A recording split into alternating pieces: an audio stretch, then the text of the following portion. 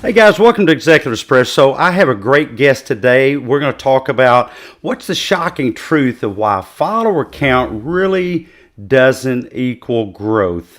We have Jason Digital here with us today. He's going to be sharing his three-part formula that he used to drive 5 million and more than that in client sales, how you can organically scale your business using X-Spaces and other top tier social media techniques. And he's going to leave you, as always, with a powerful affirmation. But Jason, man, it is so good to have you on Executive Espresso today, all the way from the UK. And guys, here's why you can't miss this episode. A lot of gurus chase vanity metrics. And Jason, why do you think that's a mistake to chase these vanity metrics? Yeah, hi, Dr. Heath. It's great to be here. I've been looking forward to this for such a long time. I just think there's a lot of information, right, that's out there where people are talking about how to get more engagement, and especially since the whole X revenue sharing system came into play, because it's all based on engagement. It's all based on those metrics being more of those. So everyone that wasn't sort of thinking about it already then starts to see people that are earning big chunks of money coming through from that engagement. So then it kind of reaffirms the thought that they had, that they need more engagement to get more customers, to be able to get more followers. And it's that kind of circle of activity. And I've built something around, not having so much influence or not having so much importance around how many followers you've got, how much engagement you've got, how many, what you're posting. Because I think if you focus too much on that and you focus on only going viral, you'll get the wrong kind of viral. You'll get people that are only following you because they liked your content and not necessarily because of what you can do to help your customers or how you can serve your customers.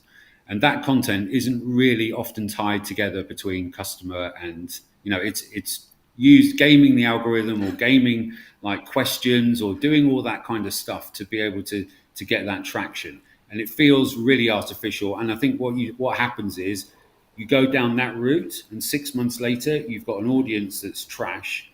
You've got a following that means nothing. They don't care about you or what you do or what your service that you're providing. And now you're stuck. Now you've got this thing where you've got to almost start again or remove everyone as a follower and try to kind of restart. And I've met clients like that have gone down that road and tried that system and tried that route.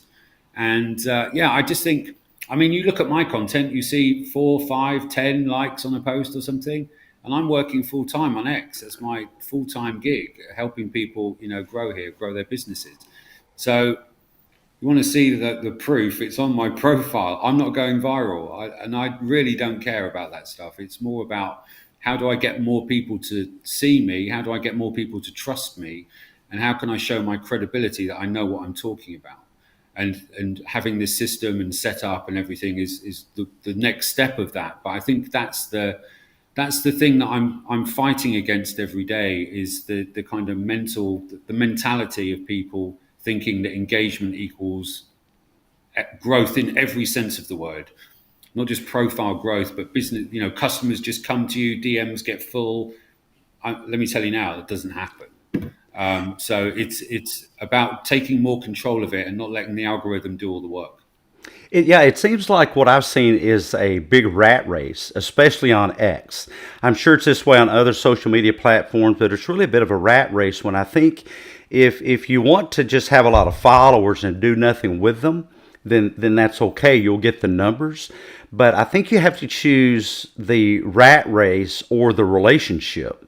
And so what I hear you saying is you can have a very superficial follower account relationship where you say, what's your favorite color? My favorite color, baby blue or something.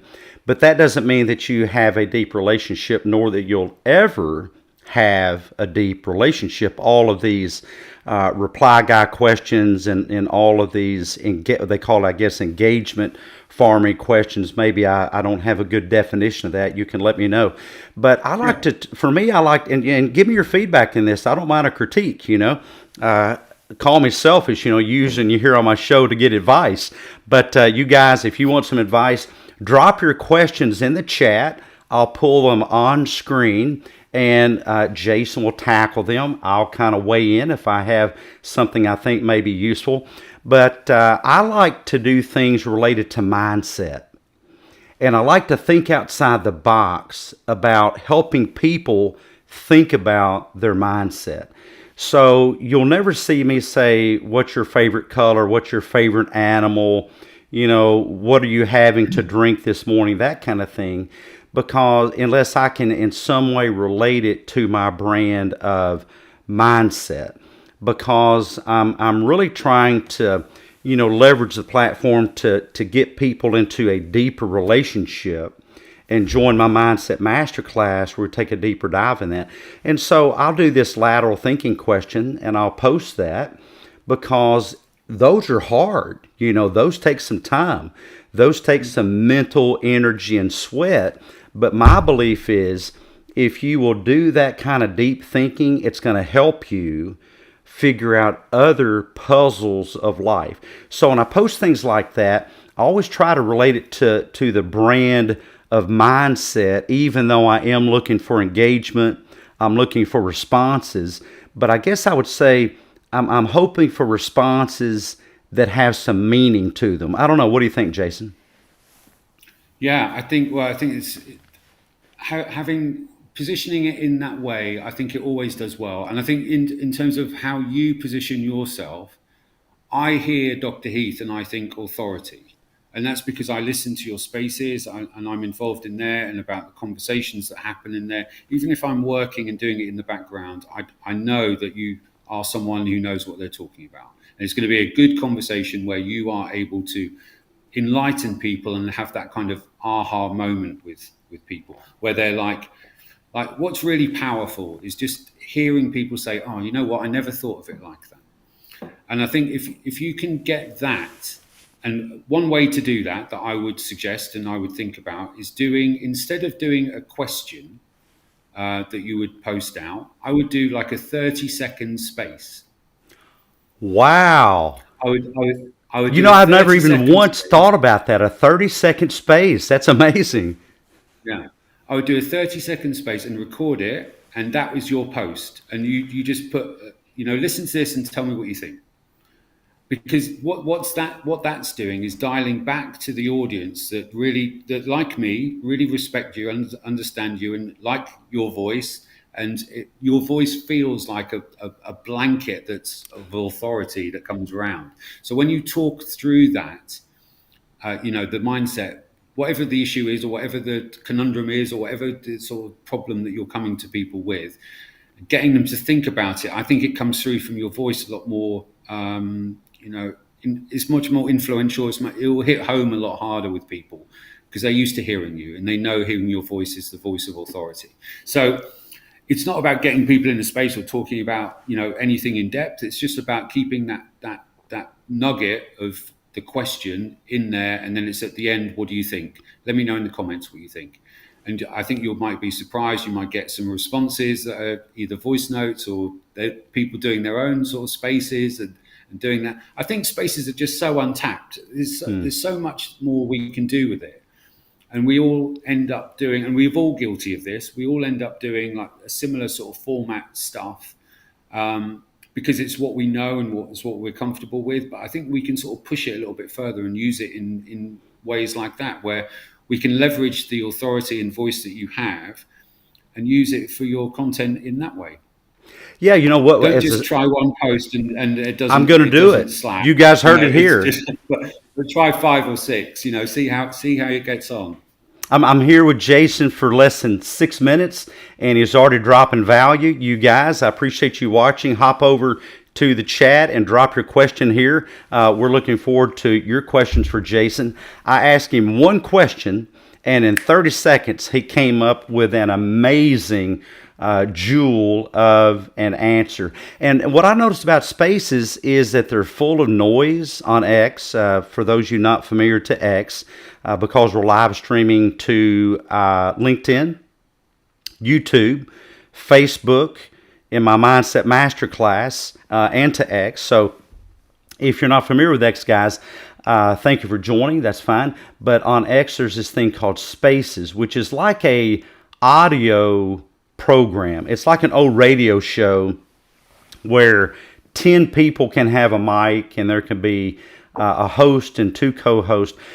But I noticed, Jason, there's a lot of noise, but often not a lot of value. And so what tips would you have for people that think, I have a brand, I have a product. How do I leverage Spaces to connect my product with value in a space? Yeah, I think that's a really good question. And there's a few different ways you can do it. I think one way is start. First of all, start and get comfortable with it, because it's not for everyone. It takes a bit of time. When I started, I was giving people advice about, get into spaces, do spaces, but I hadn't done them myself, and I hate doing that. I want to always do the action before I'm, giving advice for people how to do it. So I started fast tracking and did 30 days consecutively of doing spaces, because I thought that would speed me up and get me to a more comfortable place quicker. I think it didn't make me better. It just made me more comfortable about it, I think, probably in that time. Because you would have done one a week for 52 weeks. That would have taken a long time to get to that level. So I think by doing that, by just getting started is important. I know what you mean about and when you're in a space, sometimes people want to help, but they don't necessarily know the subject enough, but they just want to give advice. They just want to give their thought or their experience, which isn't always necessarily professional experience. It comes back from lots of years of doing it, trial and error and all that stuff. It's just one case in their experience, in their way. And I think that can be where the value can kind of get a bit diminished, and that can get a bit sort of as a mixed message. So I would think, first of all, start doing spaces, start talking in spaces, start going up as a guest and getting comfortable with it, request the mic and kind of, get involved, because it is nerve-wracking at the first. And then go into some spaces that are maybe 20 minutes, or, start your own spaces that are maybe 15, 20, 30 minutes. And it's just you talking about how to do something.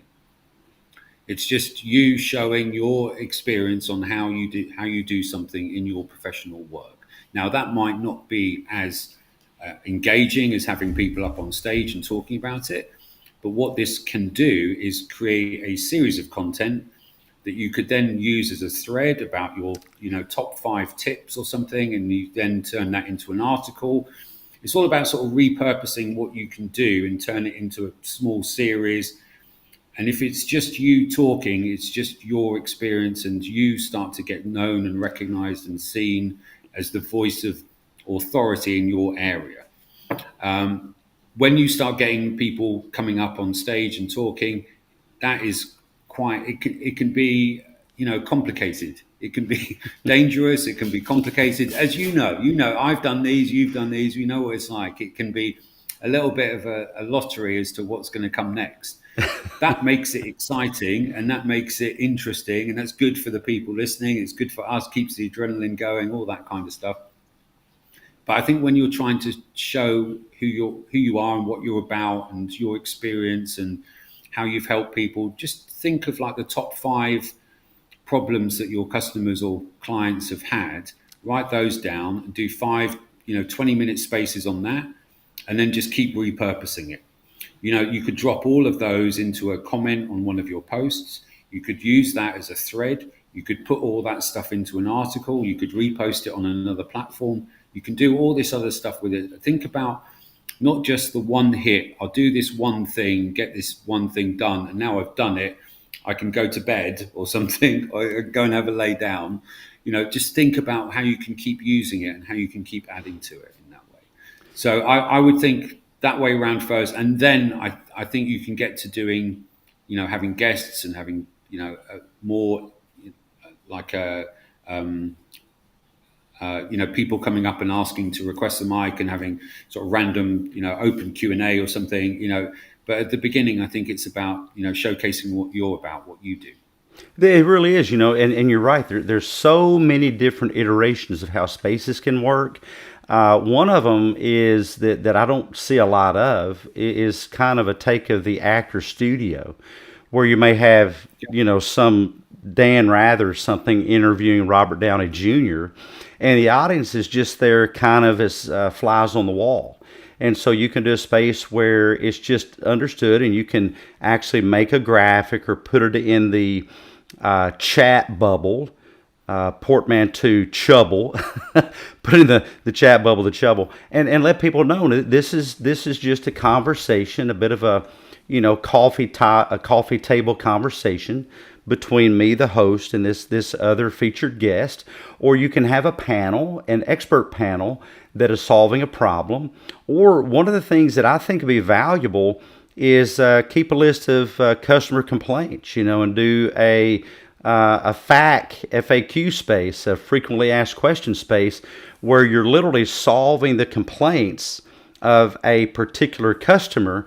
And the beautiful thing about that is I've always heard that if you have one customer complain about it, you've probably got a few more, if not dozens or hundreds, that had a problem with it. They just suffered in silence and didn't complain about it.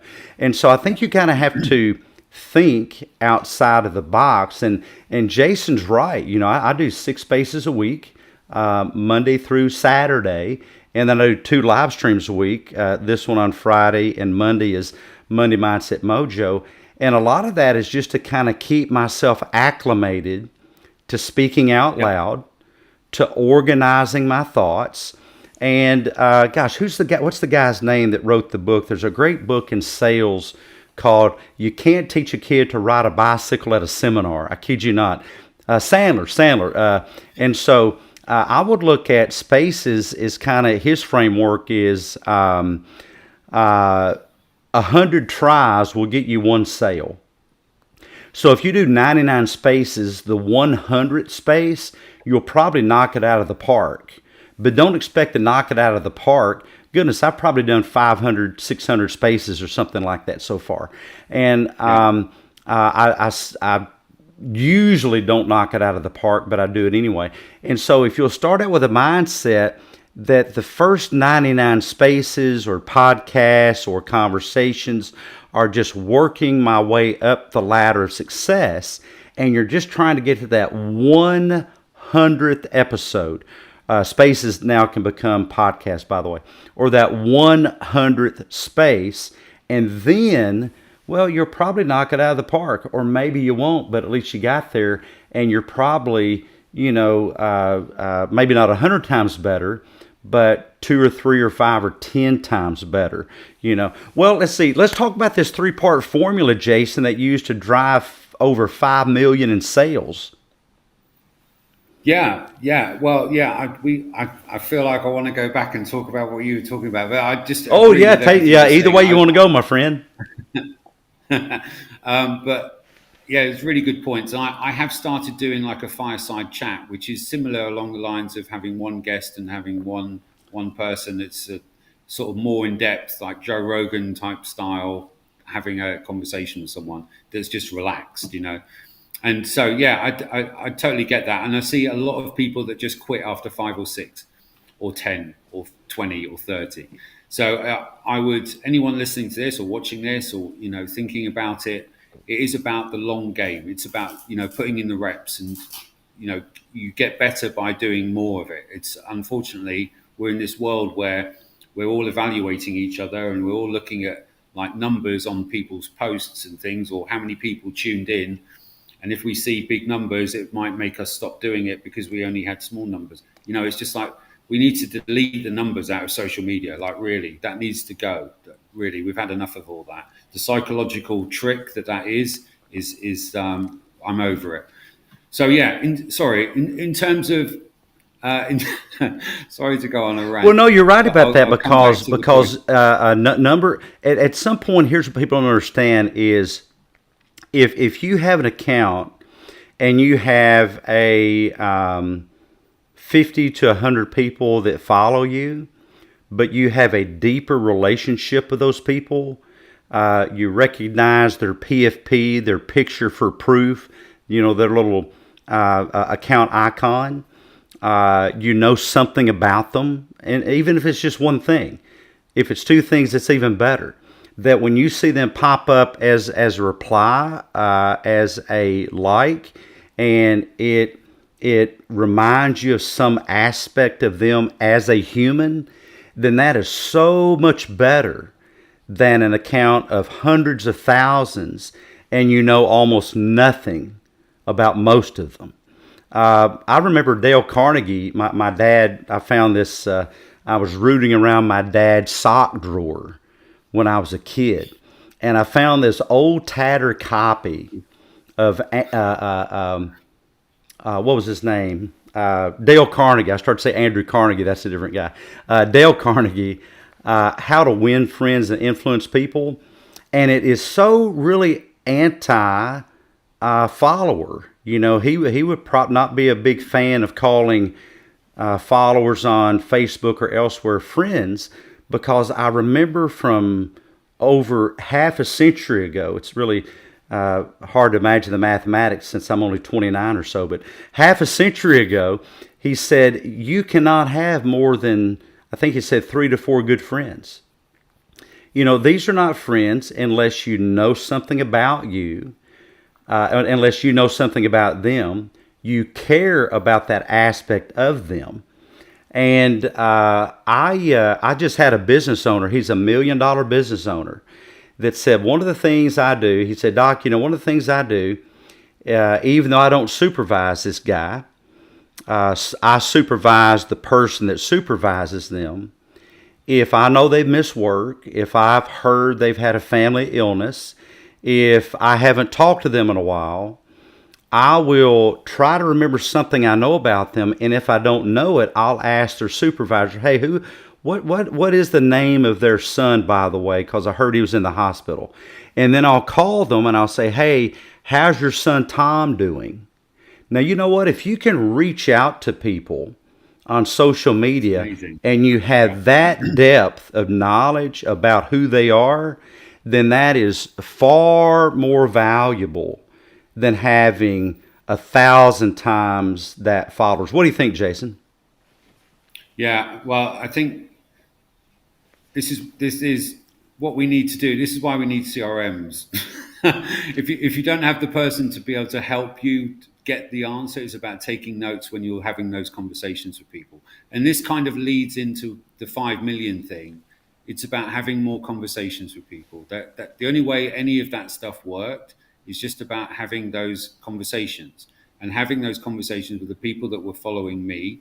I did that last year, and what I wanted to do, selfishly, well, kind of selfishly, I wanted to really learn insights about my customers, what they wanted, what their problems were, and I could have guessed that, and I could have looked at ChatGPT, and I could have gone through all of that area, and I probably would have got some decent answers, but I wanted to see their faces. I wanted to see the pain. I wanted to see the real problem that they were having, and how long that had been affecting them for, and to be able to help in that on a case by case basis like that. So I ended up talking. I got quite addicted to it. So I ended up talking to about 350 people last year on these calls, and I could have stopped at 50 or 100, but I just kept going because I just thought this is really good. And now I know my customers so well. I know the people that I'm working with. I know the pain. I know their excuses. I know their problems. I know every reason what they're trying to do on X, and I know them better than they know themselves. And I feel that has given me. That's why some of my posts now may be a little bit aggressive, trying to push people to do things, because I know that when they do, they really get a different result, a different type of outcome. So I did all of that last year, and that has now led me to going through a system with them last year on being able to generate that revenue for them. And it wasn't like with one person, or it wasn't with all. It was spread across, a lot of those people that I worked with. But I've now made some adjustments to that. I've improved it based on all those conversations that I had last year, based on all that information. and have made it much, much better. I think it's now, it was very close before, but now I believe I have the ultimate leading system to sell any product and any service on X organically. And, And it is not a trick, it is not a hack, it is just like authority, positioning, having more conversations with people. It's as simple as that. And it's not spamming DMs, it's not being annoying, it's not, doing all the comments, 100 comments a day, or it's nothing like that. It's just about having meaningful conversations with people, or having meaningful connections with people, finding the people that you can help, having meaningful conversations with them, and then turning that some kind of business relationship. well, one of my least favorite things, I mean, it's not that big a deal, but I get lots and lots of DMs that begin, hey, and I just want to come back with that third grade response, hay's for horses, But hey, I mean, if you're gonna try to sell me something, my name is right there in the account. It's not hard to decipher it. It's literally, it says Therapy Bites, but my name, everybody calls me Heath, and or Dr. Heath, either way. But at least use my name. They well, and so you're not a big fan of these cold DMs, I take it. No, but you know what? I was wrong about that, and I'm not I'm not ashamed or bad or feel bad about holding my hand up, because I was doing cold DMs in sort of 2021, 2022, something like that, and it was just, and they had an effect. And it isn't just about the cold DMs, it's about warming people up the right way and doing it like a series of actions beforehand and making sure it's the right person. So it's not like stone cold DMs. Mm, This is like okay. a sort of semi warmed up DM, if you like. But I still think they're wrong. I still think they don't cut through, and I think there's just a better way of doing it. Well, yeah, And they're when you just find a better way of overused. doing I it, would when you find say a if solution, you're going to do a cold DM, for me, then who I am is right there in my bio in my account. It tells you who I am. So maybe try to relate what you're selling to who I am, which tells you a bit about what I'm interested in, and maybe what I'm not interested in. Well, we're going to have to wrap it up here, guys, but if you have some last minute questions, we have over 100 people viewing. Thank you so much. We appreciate every one of you, but if you have a question for myself or Jason, be sure and drop it in the chat. I have a couple more questions for him before we round up the show today. But before I ask those questions, Jason, what's the best way for folks to get in touch with you? well, the way I would like it, I've just put a pinned post up on my profile today, Jason Digital. And what I'm doing is, if anyone signs up to for people that sign up to my email, I'm doing a free workshop on Saturday.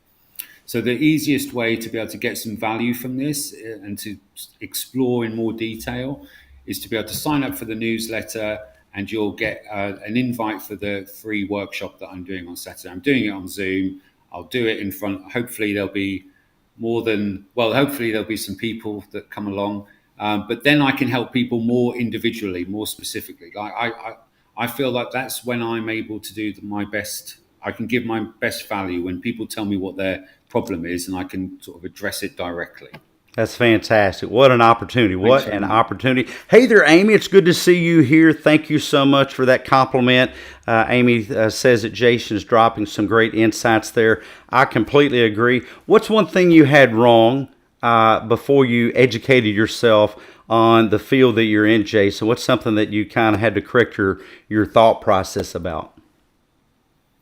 Yeah, I think it goes back a long time. When I first started doing Facebook campaigns for brands, it was like when I was doing when I was creating Facebook groups and Facebook pages and things, I had complete control over everything.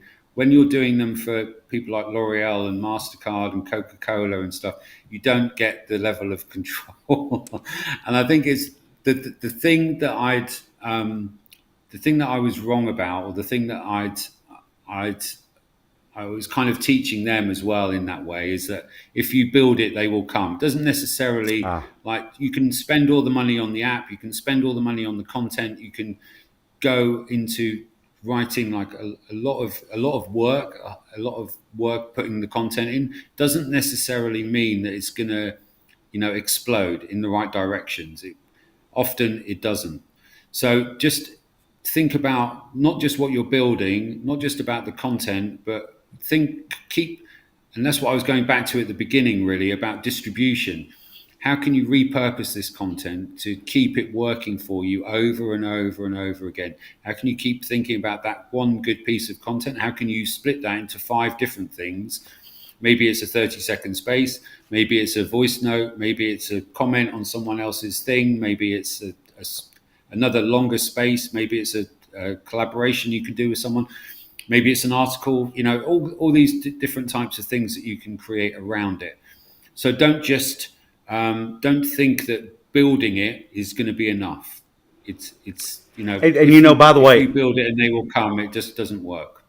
yeah, great insight. And by the way, on Spaces, there's a handy dandy little button you can toggle on that allows clips to be made. It allows clips to be made. So if you do what Jason's talking about, you can go back to your own space and you can clip sound bites. While you're speaking, you can keep a notepad and you can write down the timestamp of where your sound bite is. That lets you go back and find it much more easily, snag it, repost it, ask folks to post a thought. Even better yet, maybe somebody will come in your space and drop a zinger that's even better than anything you came up with, but it's about your stuff. And so grab that and repost that, tag them in it. People love to see their voice put out there for the public, usually, not always. But let them know the space is recorded. If you have something snappy to say, lay it on us. What's your top mindset struggle for yourself these days, Jason? I think it's my struggles are just around the making sure people do the work.